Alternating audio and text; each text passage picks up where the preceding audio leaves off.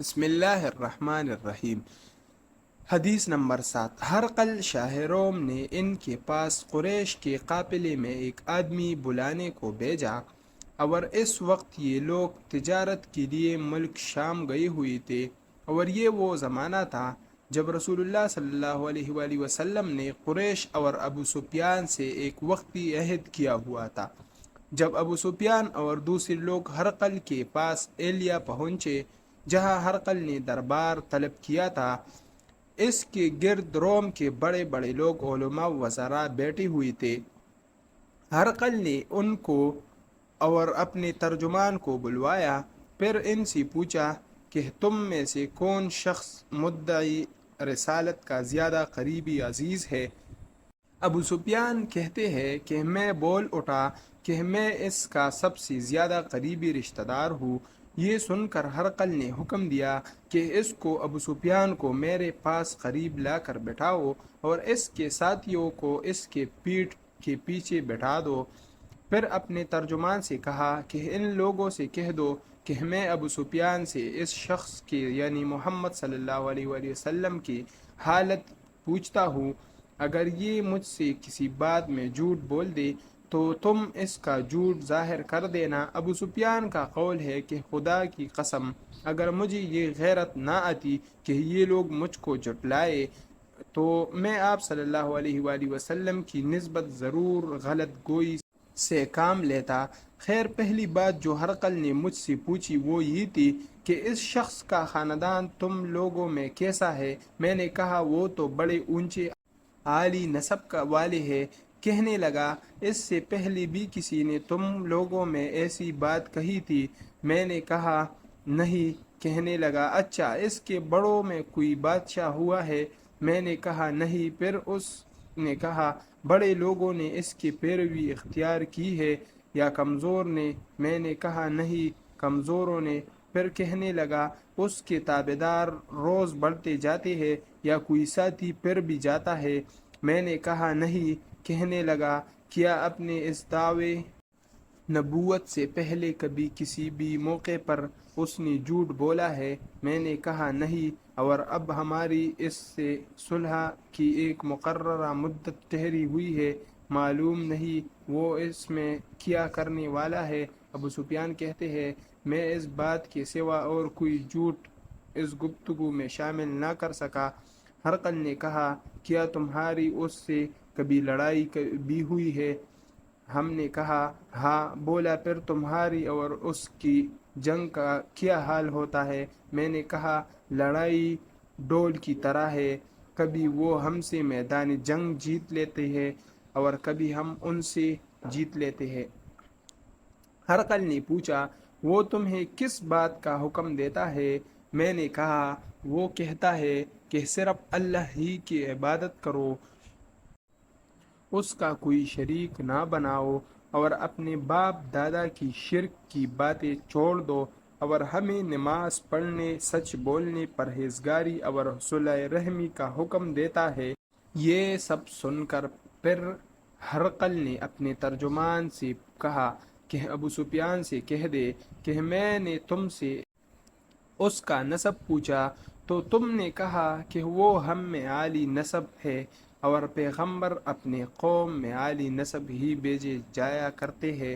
میں نے تم سے پوچھا کہ دعویٰ نبوت کی یہ بات تمہارے اندر اس سے پہلے کسی اور نے بھی کی تھی؟ تو تم نے جواب دیا کہ نہیں۔ تب میں نے اپنے دل میں کہا کہ اگر یہ بات اس سے پہلے کسی نے کہی ہوتی تو میں سمجھتا کہ اس شخص نے بھی اسی بات کی تقلید کی ہے جو پہلے کہی جا چکی ہے۔ میں نے تم سے پوچھا کہ اس کے بڑوں میں کوئی بادشاہ بھی گزرا ہے؟ تم نے کہا نہیں۔ تو میں نے دل میں کہا کہ ان کے بزرگوں میں سے کوئی بادشاہ ہوا ہوگا تو کہہ دوں گا کہ وہ شخص اس بہانہ اپنے آباء و اجداد کی بادشاہت اور ان کا ملک دوبارہ حاصل کرنا چاہتا ہے۔ اور میں نے تم سے پوچھا کہ اس بات کے کہنے یعنی پیغمبری کا دعویٰ کرنے سے پہلے تم نے کبھی اس دروغ گوئی کا الزام لگایا ہے؟ تم نے کہا کہ نہیں۔ تو میں نے سمجھ لیا کہ جو شخص آدمیوں کے ساتھ دروغ گوئی سے بچے وہ اللہ کے بارے میں کیسی جھوٹ بات کہہ سکتا ہے۔ اور میں نے تم سے پوچھا کہ بڑے لوگ اس کے پیرو ہوتے ہیں یا کمزور آدمی؟ تم نے کہا کمزوروں نے اس کی اتباع کی ہے۔ تو دراصل یہی لوگ پیغمبروں کے متبعین ہوتے ہیں۔ اور میں نے تم سے پوچھا کہ اس کے ساتھی بڑھ رہے ہیں یا کم ہو رہے ہیں؟ تو تم نے جواب دیا کہ وہ بڑھ رہے ہیں، اور ایمان کی کیفیت یہی ہوتی ہے حتیٰ کہ وہ کامل ہو جاتا ہے۔ اور میں نے تم سے پوچھا کہ آیا کوئی شخص اس کے دین سے ناخوش ہو کر مرتد بھی ہو جاتا ہے؟ تم نے کہا نہیں۔ تو ایمان کی خاصیت بھی یہی ہے، جن کے دلوں میں اس کی مسرت رچ بس جائے وہ اس سے لوٹا نہیں کرتے۔ اور میں نے تم سے پوچھا کہ آیا وہ کبھی عہد شکنی کرتے ہیں؟ تم نے کہا نہیں۔ پیغمبروں کا یہی حال ہوتا ہے، وہ عہد کی خلاف ورزی نہیں کرتے۔ اور میں نے تم سے پوچھا کہ وہ تم سے کس چیز کے لیے کہتے ہیں؟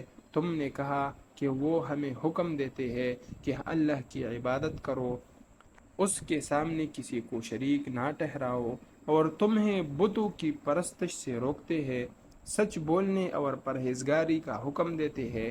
لہٰذا اگر یہ بات جو تم کہہ رہے ہو سچ ہے تو عنقریب وہ اس جگہ کا مالک ہو جائے گا کہ جہاں میرے یہ دونوں پاؤں ہے۔ مجھے معلوم تھا کہ وہ پیغمبر آنے والا ہے، مگر مجھے یہ معلوم نہیں تھا کہ وہ تمہارے اندر ہوگا۔ اگر میں یہ جانتا کہ اس تک پہنچ سکوں گا تو اس سے ملنے کے لیے ہر تکلیف گوارا کرتا۔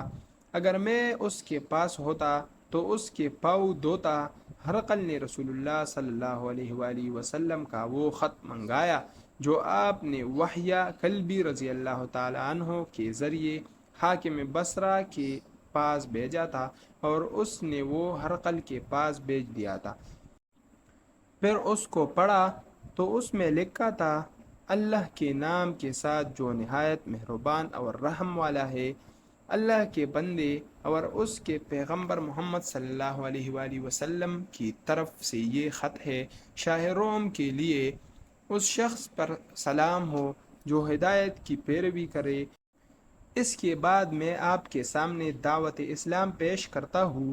اگر آپ اسلام لے آئیں گے تو دین و دنیا میں سلامتی نصیب ہوگی، اللہ آپ کو دوہرا ثواب دے گا، اور اگر آپ میری دعوت سے روگردانی کریں گے تو آپ کی رعایا کا گناہ بھی آپ ہی پر ہوگا۔ اور اے اہل کتاب، ایک ایسی بات پر آ جاؤ جو ہمارے اور تمہارے درمیان یکساں ہے، وہ یہ کہ اللہ کے سوا کسی کی عبادت نہ کرے اور کسی کو اس کا شریک نہ ٹھہرائے، اور نہ ہم میں سے کوئی کسی کو خدا کے سوا اپنا رب بنائے۔ پھر اگر وہ اہل کتاب اس بات سے منہ پھیر لے تو مسلمانوں، تم ان سے کہہ دو کہ تم مانو یا نہ مانو، ہم تو ایک خدا کے اطاعت گزار ہے۔ ابو سفیان کہتے ہیں کہ جب ہرقل نے جو کچھ کہنا تھا کہہ دیا اور خط پڑھ کر فارغ ہوا تو اس کے ارد گرد بہت شور و غوغا ہوا، بہت سی آوازیں اٹھے اور ہمیں باہر نکال دیا گیا۔ تب میں نے اپنے ساتھیوں سے کہا کہ ابو کبشہ کے بیٹے حضرت صلی اللہ علیہ وآلہ وسلم کا معاملہ تو بہت بڑھ گیا ہے، دیکھو تو اس سے بنی اصفر روم کا بادشاہ بھی ڈرتا ہے۔ مجھے اس وقت سے اس بات کا یقین ہو گیا کہ حضور صلی اللہ علیہ وآلہ وسلم عنقریب غالب ہو کر رہیں گے، حتیٰ کہ اللہ نے مجھے مسلمان کر دیا۔ رابی کا بیان ہے کہ ابن تاور ایلیا کا حاکم ہرقل کا مصاحب اور شاہ روم کے نصارہ کا لاٹ پادری بیان کرتا تھا کہ ہرقل جب ایلیا آیا ایک دن صبح کو پریشان اٹھا تو اس کے دو باریوں نے دریافت کیا کہ آج ہم آپ کی حالت بدلی ہوئی پاتے ہیں، کیا وجہ ہے؟ ابن ناطر کا بیان ہے کہ ہرقل نجومی تھا، علم نجوم میں وہ پوری مہارت رکھتا تھا۔ اس نے اپنے ہم نشینوں کو بتایا کہ میں نے آج رات ستاروں پر نظر ڈالی تو دیکھا کہ ختنہ کرنے والوں کا بادشاہ ہمارے ملک پر غالب آ گیا ہے، بھلا اس زمانے میں کون لوگ ختنہ کرتے ہیں؟ انہوں نے کہا کہ یہود کے سوا کوئی ختنہ نہیں کرتا، سو ان کی وجہ سے پریشان نہ ہو۔ سلطنت کے تمام شہروں میں یہ حکم لکھ بھیج دیا کہ وہاں جتنے یہودی ہوں سب قتل کر دی جائے۔ وہ لوگ انہی باتوں میں مشغول تھے کہ ہرقل کے پاس ایک آدمی لایا گیا جسے شاہغان نے بھیجا تھا۔ اس نے رسول اللہ صلی اللہ علیہ وسلم کے حالات بیان کیے۔ جب ہرقل نے سارے حالات سن لیے تو کہا کہ جا کر دیکھو وہ ختنہ کی ہوئی ہے یا نہیں۔ انہوں نے اسے دیکھا تو بتایا کہ وہ ختنہ کیا ہوا ہے۔ ہرقل نے جب اس شخص سے عرب کے بارے میں پوچھا تو اس نے بتایا کہ وہ ختنہ کرتے ہیں۔ تب ہرقل نے کہا کہ یہ ہی محمد صلی اللہ علیہ وآلہ وسلم اس امت کے بادشاہ ہے جو پیدا ہو چکے ہیں۔ پھر اس نے اپنے ایک دوست کو رومیہ خط لکھا اور وہ بھی علم نجوم میں ہرقل کی طرح ماہر تھا۔ پھر وہاں سے ہرقل حمص چلا گیا۔ ابھی حبس سے نکلا نہیں تھا کہ اس کے دوست کا خط اس کے جواب میں آ گیا۔ اس کی رائے بھی حضور صلی اللہ علیہ وآلہ وسلم کے ظہور کے بارے میں ہرقل کے موافق تھی کہ محمد صلی اللہ علیہ وآلہ وسلم واقعی پیغمبر ہے۔ اس کے بعد ہرقل نے روم کے بڑے آدمیوں کو اپنے حمص کے محل میں طلب کیا۔ اس کے حکم سے محل کے دروازے بند کر لیے گئے۔ پھر وہ اپنے خاص محل سے باہر آیا اور کہا، اے روم والو، کیا ہدایت اور کامیابی میں کچھ حصہ تمہارے لیے بھی ہے؟ اگر تم اپنی سلطنت کی بقا چاہتے ہو تو پھر اس نبی صلی اللہ علیہ وآلہ وسلم کی بیعت کر لو اور مسلمان ہو جاؤ۔ یہ سننا تھا کہ پھر وہ لوگ وحشی گدھوں کی طرح دروازوں کی طرف دوڑے مگر انہیں بند پایا۔ آخر جب ہرقل نے اس بات سے ان کی یہ نفرت دیکھی اور ان کی ایمان لانے سے مایوس ہو گیا تو کہنے لگا کہ ان لوگوں کو میرے پاس لاؤ۔ جب وہ دوبارہ آئے تو اس نے کہا، میں نے جو بات کہی تھی اس سے تمہاری دینی پختگی کی آزمائش مقصود تھی، سو وہ میں نے دیکھ لی۔ تب یہ بات سن کر وہ سب کے سب اس کے سامنے سجدے میں گر پڑے اور اس سے خوشی ہو گئی۔ بالآخر ہرقل کی آخری حالت یہی رہی۔